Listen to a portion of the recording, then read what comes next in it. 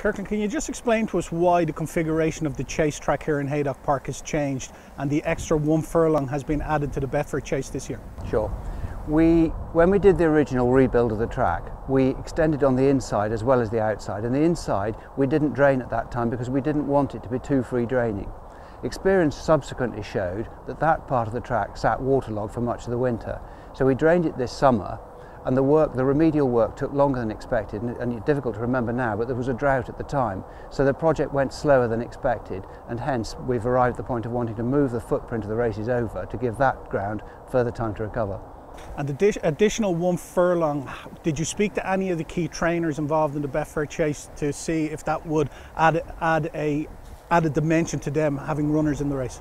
No, not beforehand, but we had a pretty good idea that it would be well received rather than badly received. You didn't do anything like proactively involving Irish trainers, did you? We've done a marketing exercise a few weeks ago, and we'd read the piece about Willie Mullins, so we were hopeful that he would show an interest, and yes, we've had a marketing campaign over there. Okay, and are you happy to see 3 Irish entries? Absolutely. I mean, in the early years of the race we had Irish runners, and it's gone a bit quiet from there recently, so we're very hopeful that we'll get back to having Irish runners again. Is that key to the success of this race? I think if you measure it in absolute terms, yes. Any Grade One race you'd like to have international representation. And from your time here in Haydock Park, do you think this track suits any particular style of running?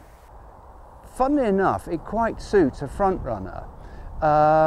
Although there are 2 long straights, it quite suits a front runner, and it obviously suits a horse that can go in the soft.